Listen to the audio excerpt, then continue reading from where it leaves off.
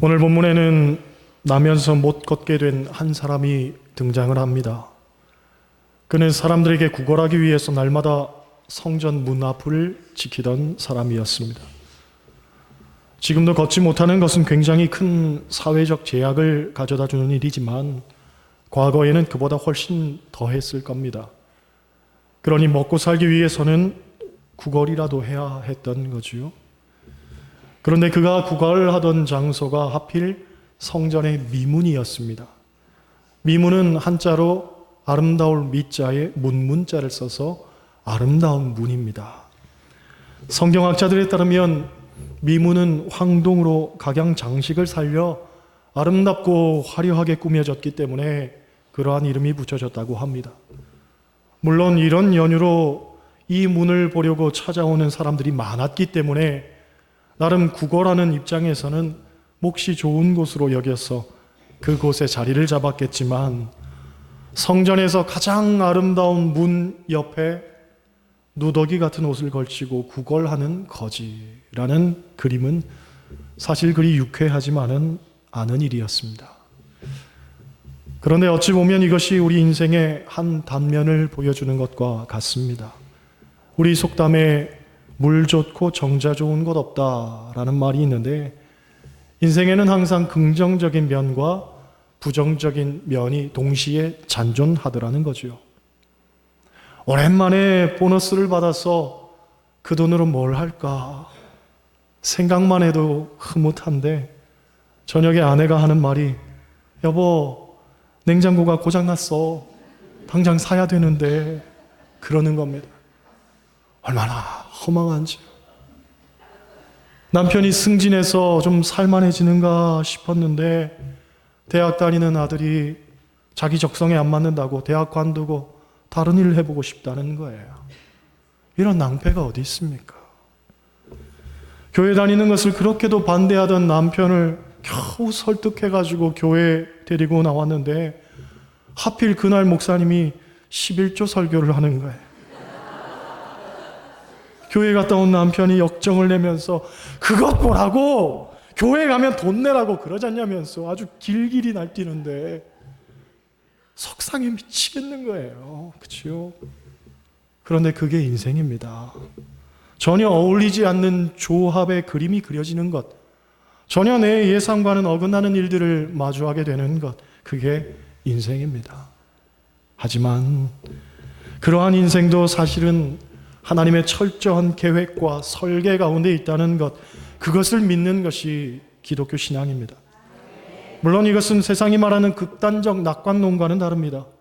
극단적 낙관론은 자조주의나 허무주의로 귀결이 되지만 기독교 신앙은 삶을 긍정하며 산 소망을 갖게 한다는 점에서 새로운 동력을 얻게 하는 일이죠. 그렇습니다. 여러분, 우리가 하나님을 만나게 되면 우리의 삶에 전혀 뜻밖의 벌어지는 우연한 일들이 사실은 우연이 아니었음을 우리는 깨닫게 됩니다. 제9시 기도 시간에 베드로와 요한이 성전에 올라간 것도 우연이 아니었습니다. 미문에서 구걸하더니도 우연히 거기 있는 게 아니었습니다. 또 베드로와 요한에게 돈이 있었다면 아마 돈 몇 푼 던져주는 것으로 이야기는 마무리되었을 겁니다. 그런데 하필 그들에게는 돈이 없었습니다. 그래서 내게 있는 것을 찾게 되었죠. 그들에게 무엇이 있었습니까? 예수의 이름이 있었습니다. 그런데 돈이 없다고 예수의 이름을 찾게 되는 것, 과연 이것이 우연이겠습니까? 여러분, 우리가 예수님을 만난 것도 절대로 우연이 아닙니다. 요한복음 6장 44절을 보면 예수님께서 말씀하시기를 아버지께서 이끌지 아니하시면 아무도 내게 올 자가 없다라고 말씀하셨습니다. 곧 하나님의 인도하심이 있었기 때문에 우리가 예수님을 믿게 된 거죠. 그러므로 하나님의 경륜을 믿으시기 바랍니다. 하나님의 계획과 인도하심을 의지하시기를 바랍니다. 그 어떤 것도 우연은 없습니다. 다 하나님 안에서 예비하심의 은총과 필연이 있는 겁니다. 오늘 본문은 특별히 기적에 대한 이야기를 하고 있습니다. 그런데 분명한 것은 기적도 우연이 아니라는 거죠. 우리가 생각할 때 기적은 우연히 그리고 우연한 사람에게 임하는 것 같지만 절대로 그렇지 않습니다. 성경을 보면 기적은 믿음이 있는 사람에게 임하는 필연적 사건이었습니다. 여러분, 기적의 대상을 특정할 수 있다는 것은 바꿔 말하면 우리도 기적의 주인공이 될 수 있다는 말입니다. 바라기는 여러분도 기적의 주인공이 되시기를 바랍니다. 사람들은 희망을 품고 살아갑니다. 그러나 사실 기적에 대해서는 회의적입니다. 더구나 내게도 기적이 일어날 수 있을까를 묻는다면 쉽게 긍정의 대답을 내놓기는 어렵습니다. 도대체 왜 오늘날 사람들이 기적을 믿지 못하는가에 대해서 많은 의견들이 있지만 중요한 것은 교회에서도 기적이 사라지고 있기 때문이라는 거죠. 과거 교회는 기적의 산실과도 같았습니다. 그래서 병든 자, 귀신 들린 자, 삶의 문제와 고통이 있는 자는 누구를 막론하고 교회를 먼저 찾았죠. 그런데 오늘날 사람들은 더 이상 교회를 찾지 않습니다. 과학이 발달하고 이성적이고 합리적 사고의 고양 때문이라는 이유만으로 생각하기에는 뭔가 석연치 않죠. 본질은 사실 교회 안에 문제가 있는 겁니다. 교회학자들은 이 문제를 두 가지 면으로 접근을 합니다. 첫째로 목회자의 영적인 질적 저하입니다. 오늘날 교회들이 담임 목사를 청빙할 때에 필수적으로 보는 것이 학위가 있는가, 설교는 얼마나 잘하는가, 얼마나 큰 교회에서 행정 업무를 잘 배웠는가 하는 겁니다. 그러니 수사학적인 것과 현학적 설교 방식에 골몰하는 목사들은 많아도 기도하고 영적인 능력을 갖추기 위해 노력하는 목회자들이 점점 사라지고 있습니다. 여러분, 목사가 기도하지 않는데 교회가 기도할 리가 없고, 목사가 영적 능력이 없는데 그 교회에 기적이 나타날 리가 없는 겁니다. 둘째로 프로그램의 다양성이 발목을 잡는다고 하죠. 오늘날 교회 부흥을 위한 각종 세미나가 성행하고 있고 교인들을 충족시키기 위한 다양한 프로그램들이 많이 개발이 되었습니다. 그런데 이런 것들이 교회 안에 주류로 자리 잡으면서 오히려 말씀과 기도에 전무하지 못하게 만드는 환경을 만들어버렸다는 거죠. 일례로 새신자 교육, 바나바 훈련, 알파 세미나 등등의 프로그램을 도입하는 교회는 점점 많아지고 있지만 반대로 금요 기도회 드리는 교회는 점점 적어지고 있다는 겁니다. 강릉 묵지방 교회들을 조사했더니 금요 기도회 드리는 교회가 절반밖에 되지 않았습니다. 게다가 그나마 명맥만 유지하면서 형식적으로 드리는 교회가 그 중에도 반이 넘었습니다. 공적인 기도 모임이 없는데 교인들이 언제 기도합니까? 뜨겁게 기도하지를 않는데 기적이 나타날 수 있겠습니까? 여러분, 기적은 반드시 기도와 함께 합니다. 기적을 경험하고 싶다면 기도해야 됩니다. 오늘 본문도 제9시 기도 시간에 하고 기적을 소개하고 있습니다. 여러분, 기도의 자리로 나오시기를 바랍니다. 다행스러운 것은 우리 교회는 금요 기도회가 아주 뜨겁습니다. 날마다 부흥하고 있습니다. 이제는 기도실이 좁아 터지려고 합니다. 좁아 터지면 어떻게 해야 되겠습니까? 간단합니다. 더 좁게 앉으면 됩니다. 그렇죠? 어떤 분은 좁으니까 본당에 올라오자고 하는데 기도는 그렇게 하면 안 됩니다. 기도는 좁은 맛이 있어야 됩니다. 같이 무릎과 무릎이 맞닿아 있어야 영적인 전이가 일어납니다. 함께 부르짖는 소리가 들려야 그 부르짖음이 서로를 일깨우는 겁니다. 방언도 같이 하면서 기도의 진을 만들어야 그 속에 거하는 사람들의 영혼이 살아나는 겁니다.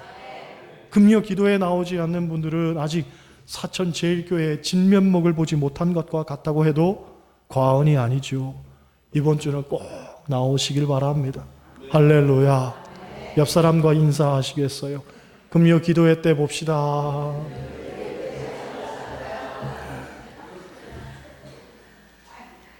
입 다무는 분이 5분 보였어요.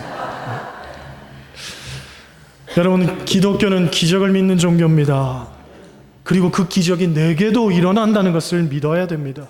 노예가 총리가 되고 어부가 교황이 되고 안진뱅이가 외양간에서 나온 송아지같이 뛰는 그런 기적을 믿어야 됩니다.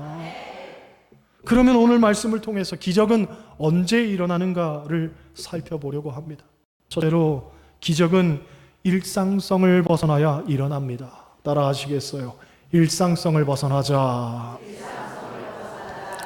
오늘 본문에 나오는 나면서 못 걷게 된 사람은 성전 입구에 앉아서 성전을 드나드는 사람들에게 돈이나 받는 것에 관심을 두고 있었습니다. 그 성전 안에서 일어나는 일에는 전혀 관심이 없었습니다. 성전 안에는 신령한 세계가 있고 말씀이 있고 생명이 변화되는 성령의 역사가 있었음에도 불구하고 그의 관심은 오직 돈 몇 푼에만 쏠려 있었던 겁니다. 항상 거지로 살다 보니 그 이상의 것에는 관심이 없었던 거예요. 다람쥐 쳇바퀴 도는 이런 반복되는 삶에서 벗어나지 못하는 이 삶의 모습을 철학자 컬 야스퍼스는 일상성의 삶으로 규정을 합니다. 일상성의 삶, 습관화된 삶, 이것으로부터 벗어나야 기적을 체험할 수 있다는 거죠. 베드로와 요한도 마찬가지였습니다. 성전을 드나들면서 구걸하는 사람을 수도 없이 보아왔을 겁니다. 하지만 날마다 봐도 날마다 그냥 지나쳤습니다. 그것이 그들의 일상적인 삶이었습니다. 그런데 이날만은 달랐습니다. 그 사람에게 눈이 갔던 거지요. 일상성을 벗어나는 순간이었습니다.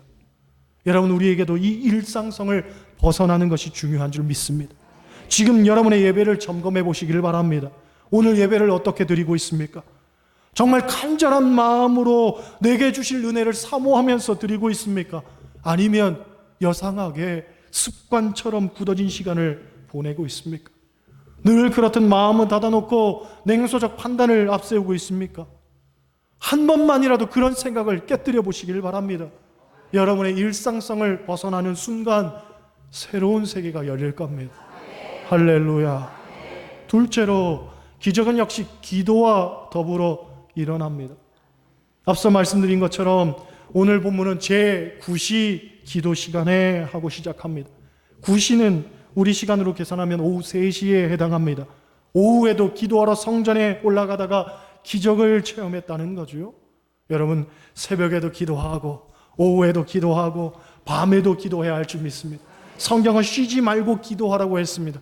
기회만 되면 기도하고 자꾸 기도하는 여건을 만들어야 됩니다. 여러분, 모든 기적은 기도와 연관되어 있습니다.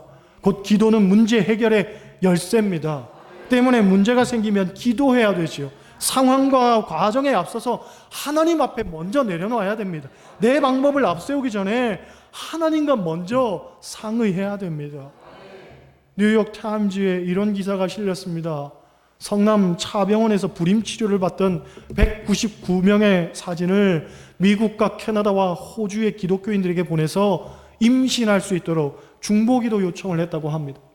그런데 놀라운 것은 중보기도를 받은 사람들이 중보기도를 받지 않은 사람들에 비해서 임신율이 2배나 높았다고 합니다. 연구를 조사하던 박사가 이 결과를 놓고 너무 황당해서 이걸 발표를 해야 되나 말아야 하나 고민을 하다가 너무 차이가 확연하니까 발표를 했는데 뉴욕 타임즈에서 이것을 기사로 실어서 세계적으로 알려지게 되었습니다. 의사의 눈으로, 과학자의 눈으로 봤을 때는 정말 황당한 일이라는 거죠. 도저히 이성으로 설명이 되지 않는 일이었다는 거예요. 성남 차병원에 있는 불임 치료받는 사람들의 사진을 아는 사람도 아니고 전혀 모르는, 그것도 한국 사람도 아니고 외국 사람들에게 중보기도 요청을 했는데 그 사람들의 중보기도 때문에 임신율이 2배나 높아졌다는 거죠. 여러분, 이것이 기도의 능력인 줄 믿습니다. 금요 기도회 때 병든 자를 위해 중보기도하라고 했는데 어제 한 권사님이 은혜를 받아서 저에게 중보기도 요청을 했습니다. 여러분, 기도의 능력을 믿으시기 바랍니다. 하나님이 하시면 되는 거예요. 태의 문도 하나님이 열어주시면 되는 겁니다. 출애굽기 23장 25절 26절을 보면 이런 말씀이 있습니다. 너희 하나님 여호와를 섬기라. 그리하면 여호와가 너희 양식과 물에 복을 내리고 너희 중에 병을 제하리니 내 나라에 낙태하는 자가 없고 잉태치 못할 자가 없느니라. 내가 너의 날수를 채우리라. 할렐루야. 기도하면 이런 역사가 나타난다는 거죠. 세 번째로 기적은 예수의 이름으로 일어납니다. 6절 말씀 보세요. 6절 같이 읽습니다. 베드로가 이르되 은과 금은 내게 없거니와 내게 있는 이것을 내게 주노니 나사렛 예수 그리스도의 이름으로 일어나 걸으라 하고. 할렐루야. 종교개혁자 루터는 말하기를 기독교 역사상 가장 희생당한 것은 주기도문과 예수의 이름이다 라고 말했습니다. 그 주님이 가르쳐 주신 기도의 능력이 있고 또 예수의 이름에 놀라운 권능이 있는데 우리는 그것들을 그저 습관적으로 외우고 읊조릴 뿐이라는 것입니다. 여러분, 우리가 기도도 예수의 이름으로 하기에 응답을 받습니다. 요한복음 14장 13절 14절 이런 말씀이 있습니다. 너희가 내 이름으로 무엇을 구하든지 내가 행하리니 이는 아버지로 하여금 아들로 말미암아 영광을 받으시게 하려 함이라. 내 이름으로 무엇을 내게 구하면 내가 행하리라. 그렇죠? 예수님께서 내 이름으로 구하라 했기 때문에 우리가 기도를 해도 예수의 이름으로 하는 거예요. 기적도 마찬가지죠. 마가복음 16장 17절 18절 믿는 자들에게는 이런 표적이 따르니 곧 그들이 내 이름으로 귀신을 쫓아내며 새 방언을 말하며 뱀을 집어올리며 무슨 독을 마실지라도 해를 받지 아니하며 병든 사람에게 손을 얹은즉 나으니라 하시더라. 할렐루야. 구원도 마찬가지입니다. 오직 예수의 이름으로만 받는 겁니다. 사도행전 4장 12절 다른 이로서는 구원을 받을 수 없나니 천하 인간의 구원을 얻을 만한 다른 이름을 우리에게 주신 일이 없느니라. 할렐루야. 다른 이름은 없습니다. 오직 예수, 그 이름의 능력이 있는 줄 믿습니다. 예전에 지방성회 강사로 오셨던 목사님의 고백입니다. 시골교회 전도사로 사역할 때 일이었다고 합니다. 밤늦게 교인한테 전화가 왔는데 옆 동네 사는 아무개 청년한테 귀신이 들었으니 전도사님이 빨리 가서 귀신을 쫓아줬으면 좋겠다는 겁니다. 그런데 그 청년을 전도사님도 아는데 그 청년은 키가 180이 넘고 덩치도 좋고 더군다나 해병대를 나왔다고 합니다. 해병을 가리켜서 귀신 잡는 해병이라고 하는데 귀신 잡는 해병이 못 잡을 정도의 귀신이었으니까 그 귀신이 씌었다면 도대체 어느 정도겠습니까? 그렇죠? 평상시에도 귀신 들린 사람은 힘이 세고 거칠 것이 없다는 말을 들은 터라 이 전도사님이 가기 싫어서 핑계를 댔다고 합니다. 집사님, 밤도 늦고 그 청년은 옆 동네에 살고 저도 지금 몸이 굉장히 좋지 못해요. 그러면서 말끝을 흐리는데 누가 밖에서 문을 두드리더라는 거예요. 잘 됐다 싶어가지고 집사님 지금 누가 찾아왔는데 끊어봐요. 그리고서는 얼른 끊고 방문을 열고 나갔더니 전화한 그 집사님이 서 있더라는 거예요. 휴대전화 하면서 사태까지 온 거죠. 그런데 문제는 옆 동네 사는 청년이 귀신 들렸다고 하니까 동네 사람들을 잔뜩 데리고 왔더라는 거예요. 구경 가자 그랬겠죠. 제가 지방성회 때 그 목사님을 픽업하고 다녔습니다. 그래서 그 목사님이 제가 보니까 키도 작고 몸도 호리호리해요. 그러니 그 일을 맞닥뜨린 목사님 입장에서야 오죽하겠습니까? 얼마나 가기 싫었을까 상상이 되는 거죠. 아무튼 어쩔 수 없이 사람들을 봉고차에 태우고서는 그리고서는 가는데 5만 가지 생각이 다 들더라는 거예요. 과연 그 청년을 어떻게 해야 되나? 괜히 갔다가 교인들 앞에서 망신당하는 건 아닌가? 잘못하다가 그 청년한테 얻어 터지는 건 아닌가? 별 생각이 다 드는 거예요. 신학교에서 내가 신학은 배웠지만 귀신 쫓아내는 건 배운 적 없는데 이걸 어떻게 해야 되나? 그럴 줄 알았으면 태권도라도 좀 배워둘 걸. 별별 생각을 다 하다가 결국 청년 집 앞에 도착을 했습니다. 그런데 귀신 들린 청년이 차를 보더니 득달같이 달려들어가지고 차를 막 걷어차는 거예요. 근데 원래 소리가 차 안에서는 더 크게 들리잖아요. 그렇죠? 밖에서는 쿵쿵 걷어차도 안에서는 천둥치는 소리가 나는 거예요. 쾅쿵 소리가 나는데 너무 무섭고 말이죠. 그렇다고 안 나가자니 사람들이 다 쳐다보고 있고 누가 좀 먼저 내렸으면 좋겠는데 아무도 안 내리는 거예요. 그렇게 침묵의 시간이 흐르고 있었습니다. 전도사님, 어떻게 좀 해봐요. 옆에서 집사님이 말을 꺼냈어요. 일단 기도 좀 해보고요. 눈을 감고 기도하는 척 하는데 정말 죽을 것 같으라는 거예요. 하지만 어떡합니까? 다른 방도가 없었어요. 어쩔 수 없이 죽기 아니면 까무러로 치기다 생각을 하고서는 뛰쳐나갔습니다. 가슴이 쿵쾅 쿵쾅 요동을 치는데 사람들이 보고 있으니 그 청년을 노려보면서 한 걸음 딱 내디뎠습니다. 그런데 웬걸 그 청년이 한 걸음 뒷걸음을 치더라는 거예요. 그래서 한 걸음을 더 디뎠는데 또다시 한 걸음을 뒷걸음을 치더라는 거예요. 그 순간 됐다 하는 생각이 들더래요. 그래서 예수 이름으로 명하노니 하고 소리를 쳤는데 벌써 그 청년이 뒤로 자빠져가지고 거품 물고 뒤집어져 있더라는 거예요. 사람들하고 같이 청년을 데려다가 집안 안방에 눕혀놓고 찬송을 부르기 시작했습니다. 보혈 찬송을 불렀습니다. 예수의 보혈로 그대는 씻기어 있는가. 주의 보혈 능력이 있도다. 주의 피 믿어. 할렐루야. 한참을 그렇게 부르는데 문득 청년이 정신을 차리는 듯 싶더니 이내 귀신이 말을 하더라는 거예요. 너는 감남마을 안무개 교회 전도사지? 왜 왔어? 나는 여기서 살려고 그랬는데 왜 왔어? 억울해. 너 때문에 억울해. 그러면서 소리를 지르더라는 거예요. 나가! 여기는 네가 있을 곳이 아니야. 예수 이름으로 명하노니 귀신아 나갈지어다. 그랬더니 억울해 하더니만 말이죠.